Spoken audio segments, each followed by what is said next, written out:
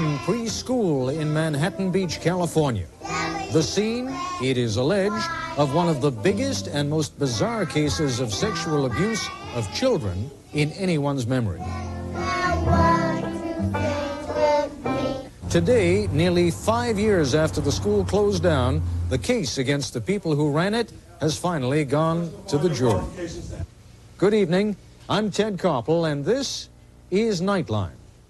It's the longest and most expensive criminal trial in U.S. history, and almost since the beginning there have been suggestions that it never needed to take place. That's our story tonight. This is ABC News Nightline. Reporting from Washington, Ted Koppel. It may be, when all is said and done, when the jury in the McMartin preschool case has sifted through the more than 50,000 pages of trial transcripts, it may be that there will be one or more findings of guilt. It may be, in other words, that the legal process produces the conclusion that some little children actually were sexually abused. But it is doubtful that anyone will conclude that the way this trial was handled and covered by the media reflects much credit on either U.S. journalism or the U.S. legal system. Innocent people have had their reputations smeared and their lives turned upside down. Very young children who may or may not have been sexually abused have certainly been traumatized by endless hours of relentless examination and cross-examination in pretrial and courtroom hearings. Whatever else will be said about the McMartin case, it will never be cited as a proud example of our criminal justice system. Here's the background from Nightline correspondent James Walker. This is the McMartin preschool where the sexual abuse allegedly took place. These pictures were taken in January 1984, just days before the school was closed. It is located in an upper middle-class suburb of Los Angeles called Manhattan Beach. What made this case so sensational, so gruesome, was the accusation that 41 youngsters over a 6-year period had not just been sexually molested, but had also been forced to participate in satanic rites and pornographic pictures. There were also charges that to keep the children quiet, animals had been mutilated before their eyes. To add to the sensationalism, the 7 people arrested were not only pillars of the community, they were also responsible for the children's welfare. 3 generations of McMartins were arrested. Grandmother Virginia, daughter Peggy McMartin Bucky, her son Raymond Bucky, his sister Peggy Ann Bucky, as well as 3 teachers. At their arraignment in April 1984, the prosecutor said the defendants were so dangerous they should be jailed without bail. 5 of them were. The parents of the children were incensed. I want them out of society forever. They should never, ever be allowed to be with other children or anybody else, for that matter. The defendants faced more than 300 counts of sodomy, rape, and oral copulation. The evidence of abuse was largely developed by social worker Key McFarland, who used puppets to get the children who were between the ages of 2 and 6 to reveal what had happened. Babette Spittler was one of the defendants. A teacher at the school, she was charged with molestation and jailed for 2.5 months before the charges were dropped. She says McFarland brainwashed the children. She had no proof of anything when she interviewed any of those kids. But she didn't assume that anybody was innocent. She assumed we were all guilty. But the children in the interviews said that they had been... Do they really? Or are the puppets saying something happened after they'd been questioned and questioned and questioned? They met with me for an hour, and they were gone out of my life and I out of theirs. The concept that somehow magically this could have turned them into children who came to believe that they were raped and sodomized is an incredible one to me. In June 1984, the preliminary hearing began. Its purpose, to decide if enough evidence existed to bring the 7 to trial. 41 children were supposed to testify. 13 did, in what one defense lawyer described as a relentless grinding of their testimony. This couple's 6-year-old daughter testified for 4 difficult days. Just the courtroom setting itself, they say, bothered their child. The courtroom is a very intimidating place, and when the child's in there, they see 7 defendants, 7 attorneys, which adds up to 14 bad guys in their eyes, and maybe 2 people on their side plus a parent. That's very imbalanced and frightening for the child to see that. Anytime a child testifies as to molestation, it's exceedingly emotional and damaging evidence. You're just going to have to give it full swing through cross-examination. The preliminary hearing, which lasted 18 months, ended with a stunning development. While Raymond Buckey and his mother were held for trial, charges against the other 5 were dropped for lack of evidence. The second shocker came days later when 2 members of the prosecution asked to be taken off the case. Glenn Stevens claimed there was no evidence. He later sold his story to a Hollywood producer. In April 1987, 4 years after the first accusations of child abuse, the trial began. Ray Buckey pleaded not guilty to 81 counts of child molesting, his mother to 21 counts. In February 1989, after spending 5 years in jail, Ray Buckey was released on bail. 9 children testified at the trial. For some, it was their 6th description of the alleged abuse. 4 other children declined. Their parents felt they were too fragile to go on. Throughout it all, the Buckeys remained adamant about their innocence. Did you ever molest any of those children? Never. Through when I'm very nervous, I probably said some things that are not quite correct, and I'll grant it and I'll admit that. Including Mr. Buckey, whether or not you molested children in this case? No, Miss Rubin, I know that I did not molest children ever in my life. The trial has become a marathon. It's cost so far over $15 million, the most expensive criminal court case in U.S. history. It's generated over 50,000 pages of transcripts and over 1,000 pieces of evidence. 124 witnesses have testified. Why has it gone on for so long? Defense attorneys say the case has been out of control from the start, from the moment the prosecution filed over 300 counts against 7 defendants. I think you have to view the nature of the case as pled by the district attorney. It's gigantic. It's completely unwieldy. No one knows how to deal with a case of this size. Because of that, the length of the case is dragged on and dragged on. The parents of the McMartin children who testified blamed the defense for the delays. For example, in 1985, during the preliminary hearing, 10-year-old Brian spent 16 days on the witness stand, 15 and a half being grilled by the defense. In 1988, during the trial, Brian spent 6 days on the stand, 5 and a half taken up by the defense. A jury of 12 men and women will now decide the innocence of Ray Buckey and his mother.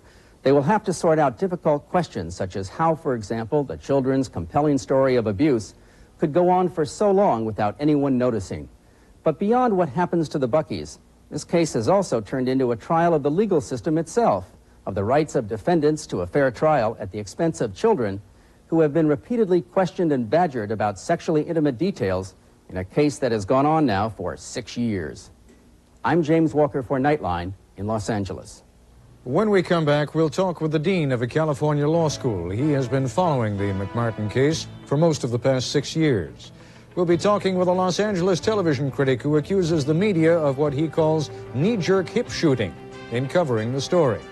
And with a former prosecutor of child abuse cases who now trains others in how to deal with the issue. Gerald Ullman is dean of the Santa Clara Law School in Santa Clara, California. A former federal prosecutor, he's been closely following the McMartin case since it began. He's with us now from our affiliate, KGO's bureau in San Jose, California. Joining us in our Los Angeles bureau is Howard Rosenberg, television critic for the Los Angeles Times. Mr. Rosenberg has been outspoken in expressing his concern over media coverage of the McMartin case. And with us from Richmond, Virginia, is Jim Peters. As a prosecuting attorney in Washington State, he dealt with more than 30 child abuse cases. He is now senior attorney at the National Center for Prosecution of Child Abuse.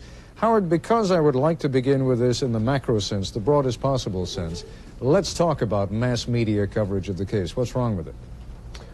Well, I think, the media, when confronted by a preponderance of information about a suspect from one side, frequently tends to do more than just report that information. They tend to very quickly become converts.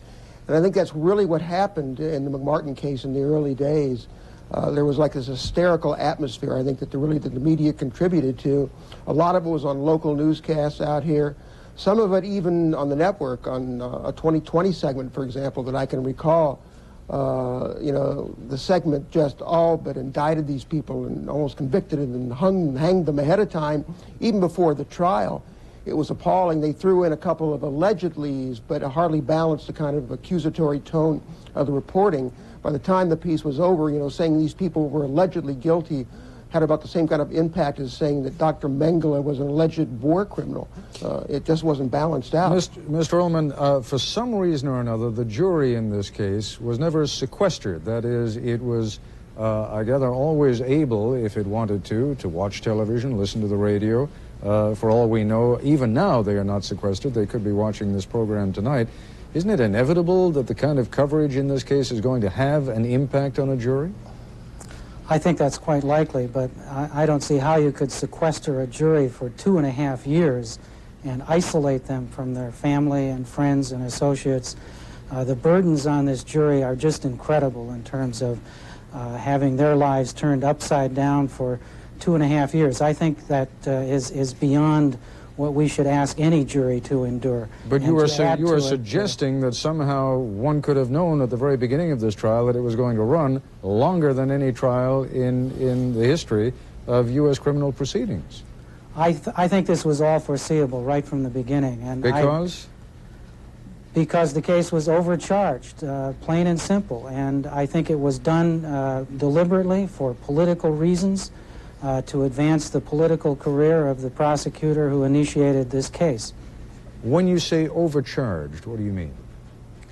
I mean that to take any case and charge 300 counts, 42 victims, and put it all into one case is just more than the system can digest. It's just biting off more than the system can chew.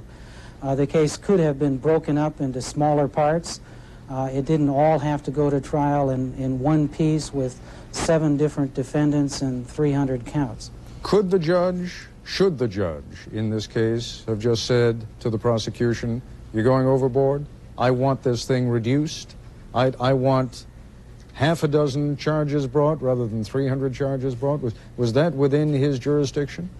It was. A motion for severance could have been granted by the judge to carve up the case, to separate some of the defendants and try them separately, and to proceed with the case in smaller bits and pieces. Now, Mr. Peters, talk to me for a moment about these children. Have we learned anything over the course of this trial in terms of how youngsters who may or may not have been sexually abused? I mean, we still don't have a verdict in this trial after all the 5 years that we've been talking about it. Do we have better ways of handling this issue than we did at the beginning of this trial? Yes, Ted, I think that we clearly do. And I'm not in a position to talk about this case or the victims in this case, but clearly since 1984 things have changed for the better, I think, both from the standpoint of advocating on behalf of victims and certainly people who are representing defendants, I think, are quite a bit more attuned to understanding these cases and dealing with them, not just because of McMartin, but because there's been a heightened public awareness about the issue of sexual abuse, and these cases have come before the courts at a much greater rate than ever before in history in the last 5 years. The McMartin case, in point of fact, almost started an avalanche of these kinds of cases and of charges being brought. It is all, I mean, there really are a great many similarities between the old witch hunts, I mean, I'm talking about literally the witch hunts a few hundred years ago, and what happened here. Well, one of the big differences between the witch hunts of a few hundred years ago is there weren't any witches. And certainly, I disagree with you that the McMartin case started an avalanche of cases. I was involved in trying child abuse cases in the late 1970s, and the McMartin case is a unique case. It's an aberration, but I don't think it started any avalanche at all. I disagree with that. All right. We're going to take a break. When we come back, I'd like to have each of you draw some conclusions on what the McMartin case has taught us and where we might be able to go legally in terms of media coverage and also in terms of how to handle these youngsters. We'll continue our conversation in a moment. And we're back with Gerald Ullman and Howard Rosenberg and Jim Peters. Mr. Ullman, is anyone going to pay any price once this trial is finally over? The the prosecutors whom you charged with excessive zeal and political ambition? Is anything going to happen to them? The judge who may not have handled this trial with quite the competence that might have been desired. Anything going to happen to the judge? Are there any consequences, in other words, when you have what everyone seems to regard as a pretty lousy trial? Well, the prosecutor who initiated the trial is gone. He was defeated for election in 1984, and the prosecutor who is currently in charge of the case actually succeeded in trimming the case somewhat. I think the case would have gone on for 5 years if he hadn't had the political courage to dismiss the case totally against 5 of the defendants. In terms of the judge and the other participants, I think there's plenty of blame to go around, but I would hope that we won't spend a lot of time in recrimination, but start looking for ways that this kind of trial can be avoided in the future.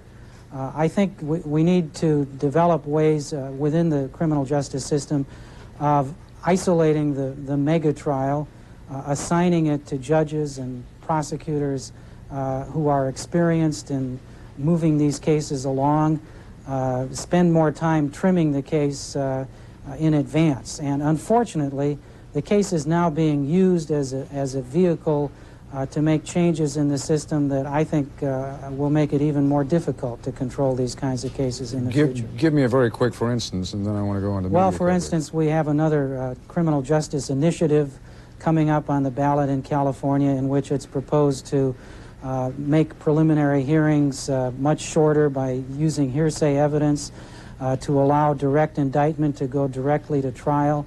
I think these are the tools we have within the system to prune cases and get them into shape before trial. And I think it would be silly to change those procedures when the risk of that change is to make trials even longer. Howard Rosenberg. I disagree with that. Who does? That's Jim Peters. Go ahead, Jim. I disagree with the thought that by allowing for direct indictment, it's going to make for longer trials. I came from a state, Washington, where direct indictment occurs every day, and having prosecuted many, many child abuse cases in that state from 1977 through 1987, I never did a case that lasted longer than 3 weeks. Explain for me quickly, what is meant by direct indictment? That is where the prosecutor makes a determination that he or she believes there is probable cause, takes it before a judge with an affidavit setting forth that probable cause, and instead of engaging in a lengthy preliminary hearing, as occurred in the McMartin case, I understand it lasted 18 months, that finding is made by a judge in a much more simplified manner and cuts down, as a matter of fact, on the length of proceedings, not lengthens it. I'd ask you to consider what would have happened if McMartin had gone directly to trial on an indictment, on 300 counts, 42 victims, 7 defendants. The case would be half over at this point. 5 innocent people would have been subjected to a 4 or 5 year trial. At least the preliminary hearing in this case succeeded in culling out a lot of the charges that were unfounded. Well, sir, neither you nor I know whether those 5 people were innocent. The judge at the preliminary hearing who heard the evidence bound them over for trial. It was the prosecutor, the new prosecutor in Los Angeles, who made the determination not to proceed. We don't, either one of us, know whether they are guilty or innocent. The prosecutor himself, in dismissing those charges, indicated they were probably innocent. He did not have sufficient evidence to proceed to trial to convict them. All right, well, Mr. Ullman, Mr. Peters, hold on. They are, in fact, innocent. I'm afraid what we're going to have to conclude at this point that we're going to stop insofar as our discussion of the legal ramifications of this case are concerned. We're going to take a break, and when we come back, I'll be talking with Howard Rosenberg about some of the media implications of this case. We'll continue our conversation in a moment. And continuing our conversation now with Howard Rosenberg of the Los Angeles Times. Let's pick up on Mr. Ullman's characterization of the politically ambitious prosecutors. What would you have had, most particularly the local media in Los Angeles, do when quite clearly there's a lot of oil being thrown on the fire every day here? You want them to keep saying, well, it's just being thrown on the fire by politically ambitious prosecutors. No, it's not exactly what they reported, it's the tone. I mean, there was like an hysterical tone to much of the reporting and an accusatory tone to much of the reporting.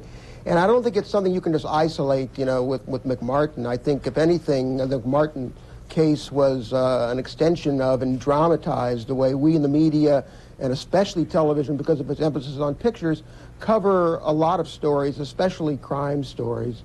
I mean, a lot of it has to do with just the way we sort of cavalierly, I think, smear reputations and play loosely with reputations. And one way it's done, forget about people who are indicted, but it's done just showing people on television being apprehended. We now have we have live drug busts. We have almost nightly on the local news scenes of people being led away in handcuffs.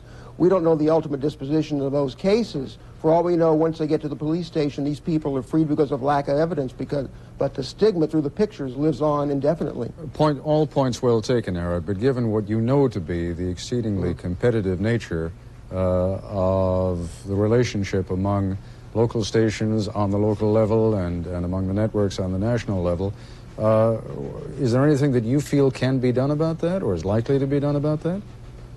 You know, I'd like to say we've learned our lesson from McMartin, but I don't think we have, because I see the same thing in various degrees going on still. And I think it's still up to the individual news operations themselves, whether it's television or newspapers, to really use restraint. After all, we're playing with something that's more valuable to people than almost anything but their families, and that's their reputations.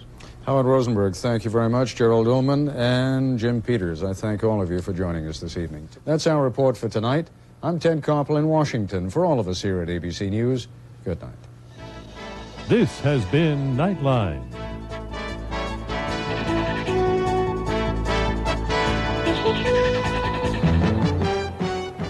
This has been a presentation of ABC News.